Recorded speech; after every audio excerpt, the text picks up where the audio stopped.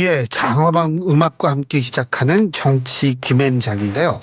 자, 오늘 신율의 뉴스 정무의 승부는 바로 이 정치 김앤장으로 문을 열어보겠습니다. 지금 스튜디오에는 두 분 나와 계십니다. 한 분씩 소개해드리죠. 먼저 장성철 공론센터 소장 나와 계십니다. 안녕하십니까? 안녕하십니까. 예, 김민아 시사평론가십니다. 어서 오십시오. 안녕하세요. 예, 오늘 엄청 더워요. 요새 자전거 타세요?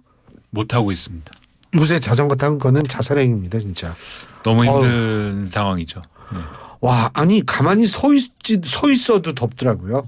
36도랍니다. 뭐 오늘 온도가 올라가지고 심각하게 느껴지시는 부분이 있어요? 아이 지금 자꾸 물 잘못 먹어가지고 기침 나오려고 그래가지고. 저는 표정이 심각해가지고 지금 이러다가 이 환경과 빙하의 뭐 녹음 뭐 이런 거 걱정하시나 기후변화의 그랬죠. 심각성. 예. 네. 그래가지고 이렇게 되나 그랬더니 그건 아니군요. 자, 안철수 의원 얘기부터 시작을 해봅시다. 안철수 의원이 오늘 아침에 갑자기 혁신위원장 자리를 사퇴했습니다. 저 큰일 날 뻔했습니다.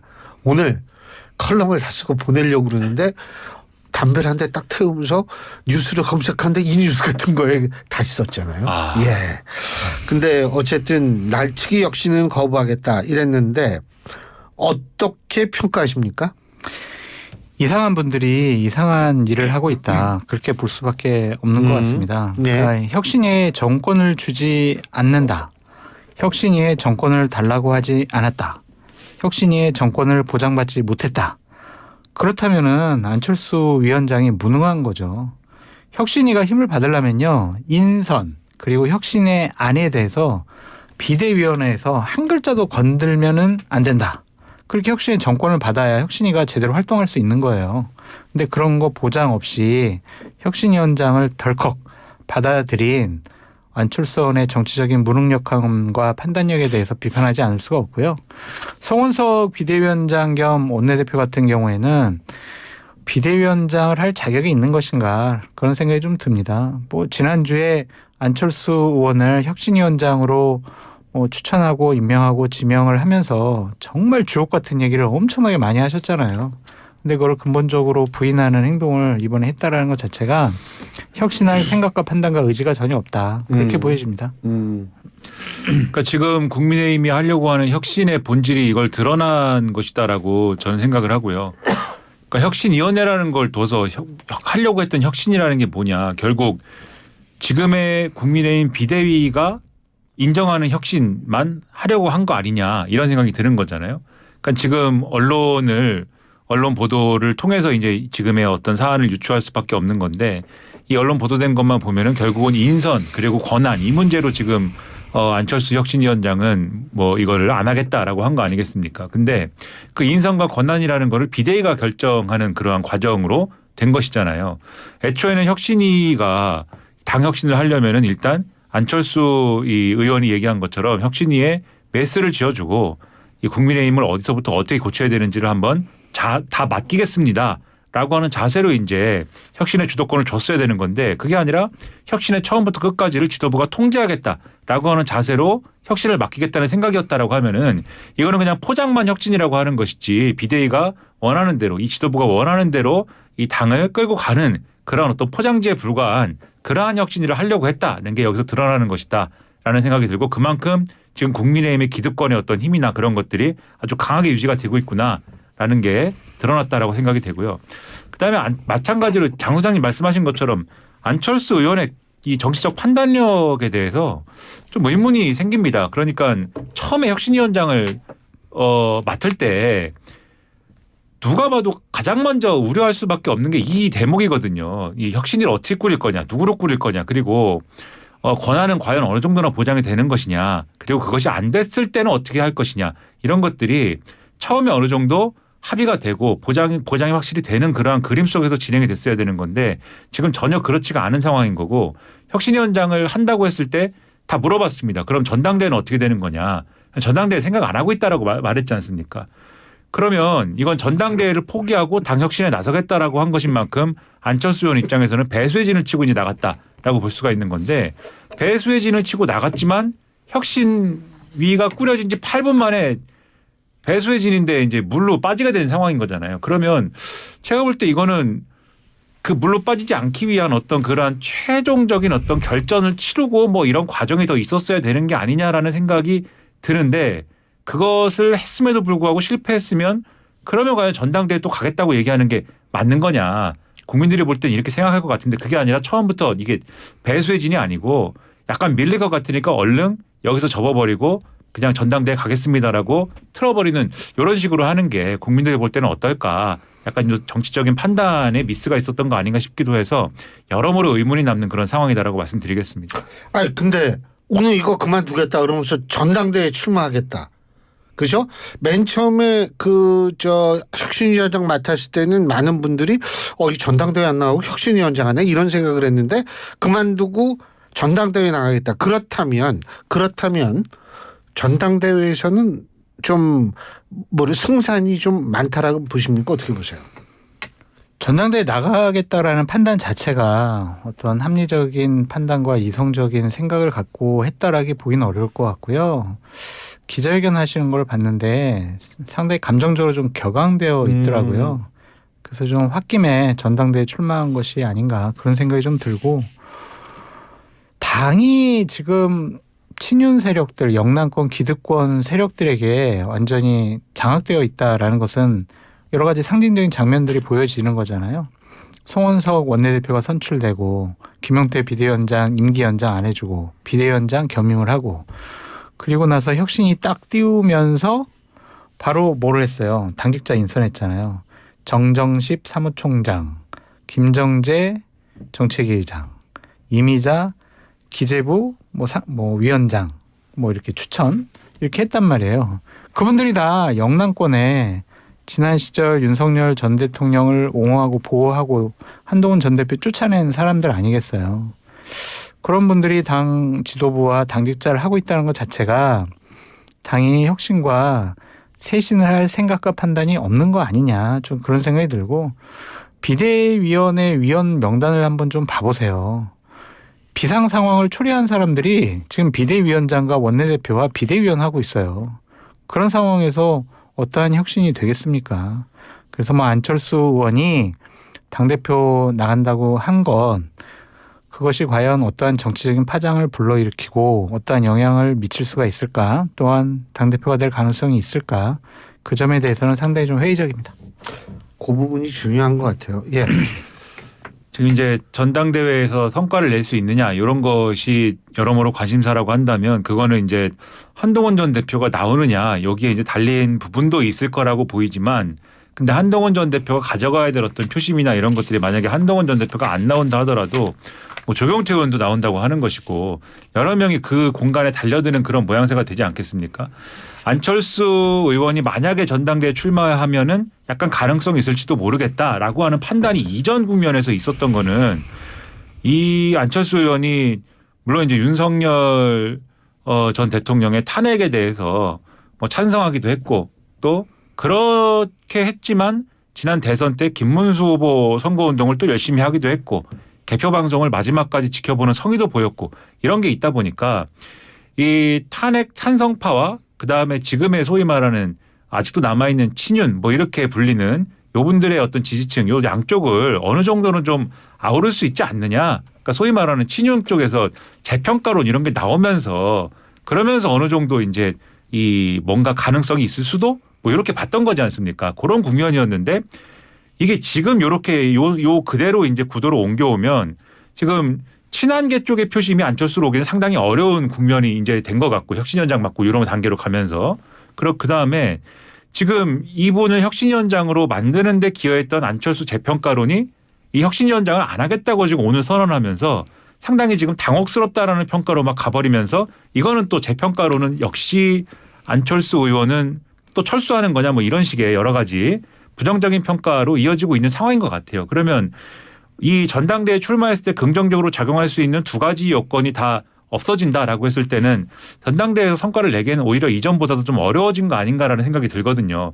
그래서 사실 배수의 진을 치고 싸우려면 마지막까지 뭔가 싸우는 모습을 쫙 보여준 다음에 정말 여기까지 했는데도 정말 최선을 다했지만 안 됩니다라는 걸 보여주고 난 다음에 그 다음에 행보를 정하는 게 맞았는데 지금 8분 만에 혁신이가 뭐 이렇게 됐다라고 하는 평가 속에서는 그러한 모습조차도 보여주지 못한 것이어서 결과적으로는 전당대회에서 선전하기는 대단히 어려운 국면이다라고 봅니다. 제가 두 가지가 궁금한데 우선 첫 번째부터 여쭤볼게요. 그래서 이쪽은 혁신이 계속 할 거예요? 한다는 거예요? 국민의힘은? 이제는 확실히 동력이 사라졌죠. 이제 혁신위원장 누가 할 것이냐부터 시작을 해서 새롭게 논의해야 되잖아요. 네. 혁신위가 제대로 되려면은요, 전당대회를 통해 가지고 새로 선출된 당 지도부가 힘과 권위를 혁신위에 실어줌으로써 정권을 줌으로써 쇄신과 개혁을 해야 되는 것인데 지금 그냥 임시 지도부 형식의 비대위가 혁신위원회를 띄운다는 것 자체가 상당히 좀 말이 안 맞았던 것 같아요. 그래서 혁신위원회를 다시 발족시킬 수 있을까? 발족시키더라도 할 수 있는 일은 대단히 제한적이고 그 혁신위원 오늘 통과된 분들 몇 면을 좀 봐보세요. 그분들이 뭐 계속 혁신위원 할지 안 할지 모르겠지만은 윤석열 대통령 시절에 대통령실에 있던 사람들 그리고 윤석열 전 대통령을 옹호했던 사람들 그런 사람들이 혁신위원회에 포진해 있잖아요.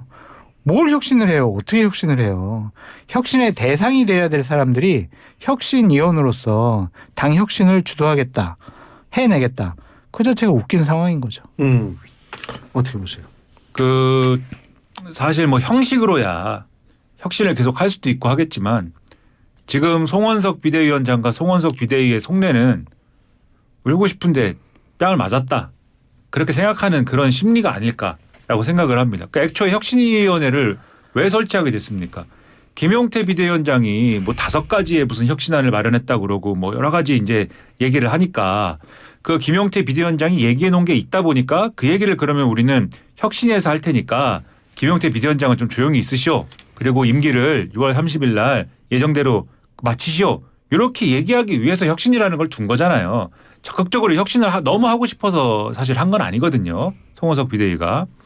그런 점을 고려해 봤을 때 사실 이게 좀 부담스러운 어떤 좀 굳이 하지 않아도 될 그러한 또 어떤 과제를 안고 있는 그러한 심경이었을 텐데 어쨌든 그럼에도 불구하고 안철수 의원에게 맡겨서 자 이것을 맡긴 김에 어쨌든 뭔가 부담스럽지 않은 길로 가는 방법을 잘 모색해 보자라고 하면서 개입을 하던 와중에 안철수 의원이 스스로 어쨌든 뭐 오늘 다른 이제 뭐 이 조갑재 대표 등의 평가에 따르면 과거에 이제 제안했던 바의 표현을 그대로 좀 빌려서 얘기를 하자면은 자폭해버린 거 아닙니까?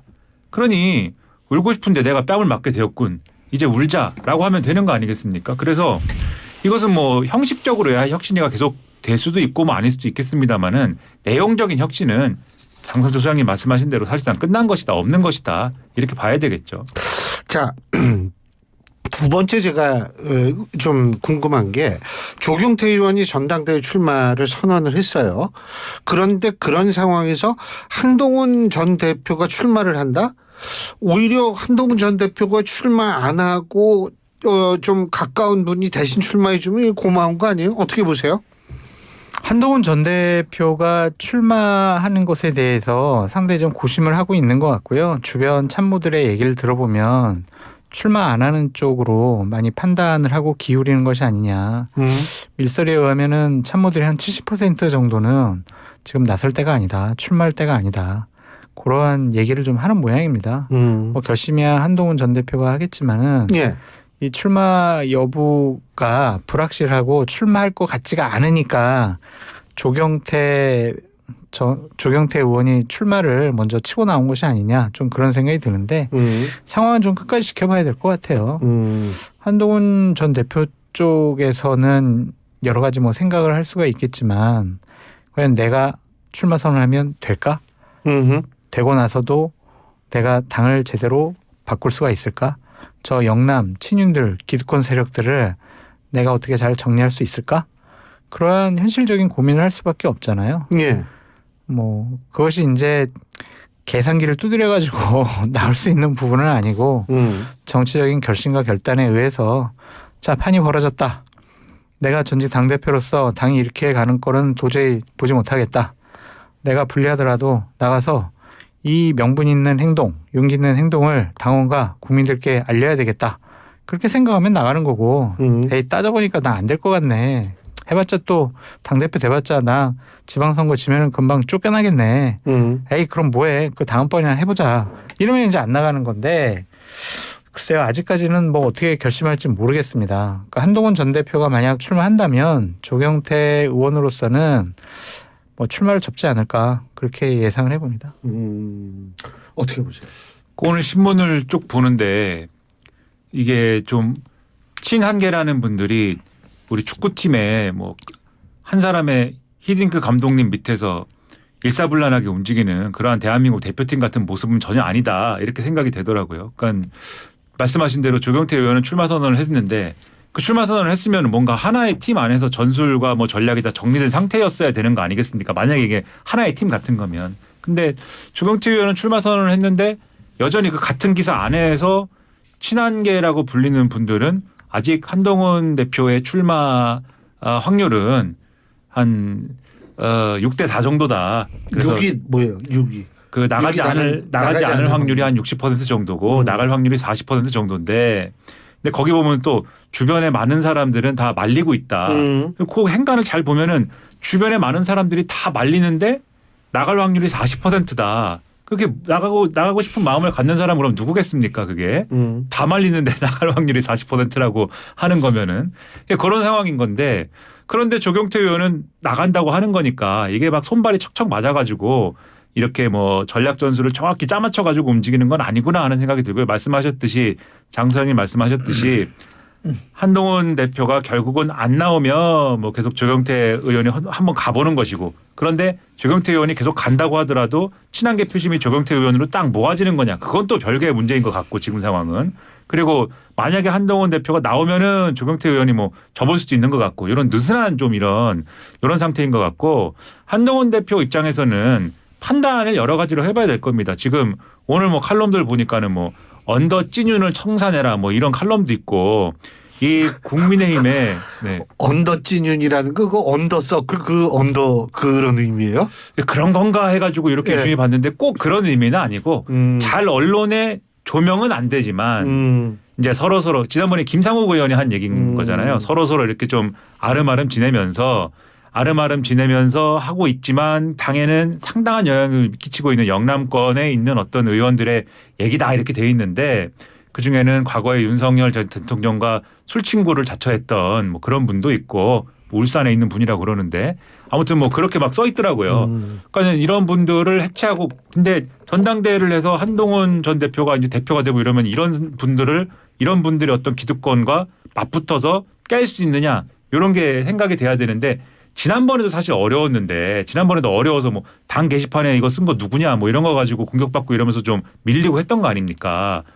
그 끝은 뭐 물론 불법적인 비상계엄 선포로 뭐 흐지부지 된 거지만 이번에 깰 수 있을 거냐 장담 못 하는 거고 그러다 보니까 국민의힘 안팎에서도 이럴 거면은 외부의 힘에 기대를 해볼 필요도 있지 않겠느냐. 그러니까 좀 대놓고 얘기는 못 하는데 여기서 외부의 힘이라는 거는 앞으로 남은 게 뭐 수사 이런 게 있지 않습니까? 그러면 지금 한동훈 전 대표가 만약에 대표가 된다 하더라도 특검 그렇죠.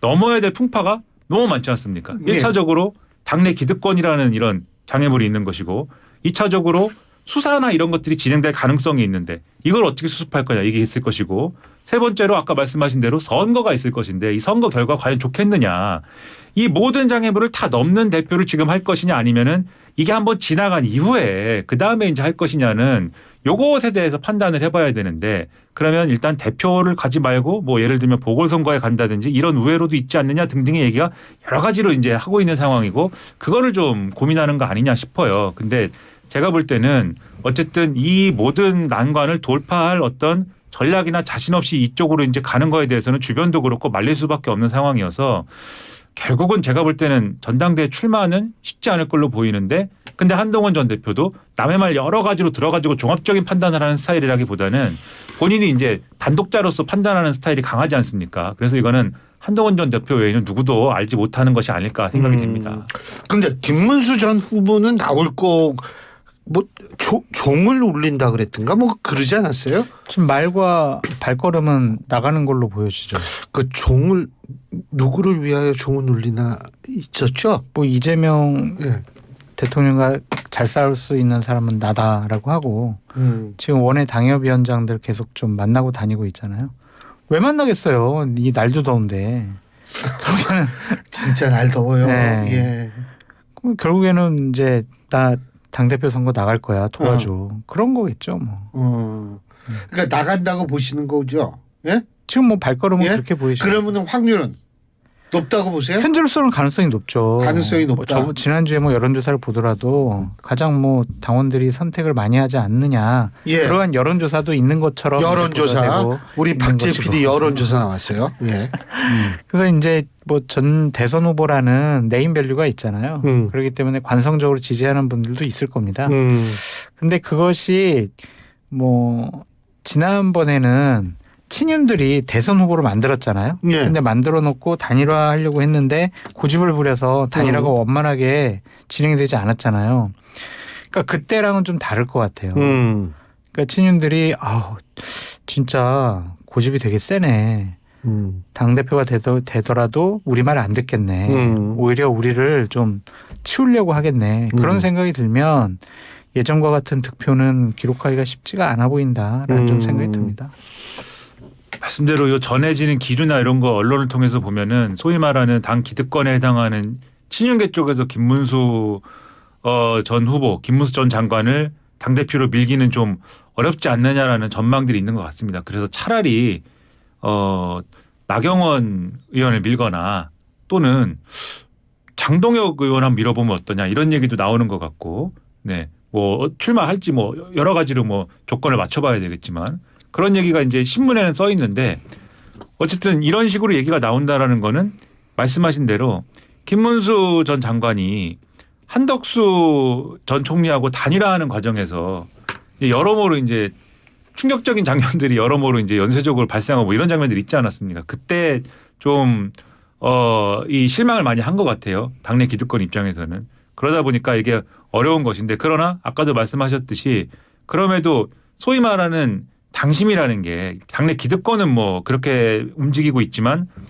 단지 그냥 당원들이 어느 정도로 지지하는 거냐를 이제 물었을 때에는 나도 가능성이 있을지 모르겠다 이렇게 생각할 수 있는 거거든요. 김문수 전 장관 입장에서는.